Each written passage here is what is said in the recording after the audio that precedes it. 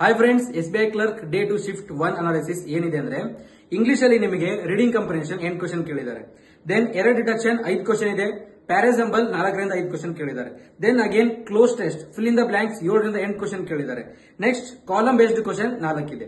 So arithmetic part that is ನಿಮಗೆ aptitude ನೋಡೋದಾದ್ರೆ simplification again 15 question ಬಂದಿದೆ ಶಿಫ್ಟ್ 1 ಗೆ.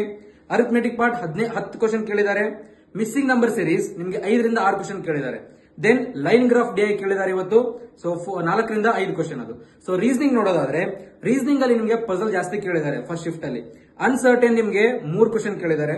Then linear seating arrangement north facing 8 persons 5 question ಕೇಳಿದ್ದಾರೆ. Then circular seating arrangement facing inside 8 persons 5 question ಕೇಳಿದ್ದಾರೆ. Then month and date based puzzle ಕೇಳಿದ್ದಾರೆ. So ಅದು 5 question. 3 letter series alphanumeric series ಅಲ್ಲಿ 3 letter series ಇಂದ 5 question ಕೇಳಿದ್ದಾರೆ. Then inequality 3 question ಇದೆ. Syllogism 4 question ಇದೆ. Then direction ಕೇಳಿದ್ದಾರೆ, ಅದು 3 question. Then remaining 1 question number based ಮತ್ತೆ ಪೇರ್ ಫಾರ್ಮೇಶನ್ ಕೇಳಿದ್ದಾರೆ. ಸೊ ಇಷ್ಟೆಲ್ಲ.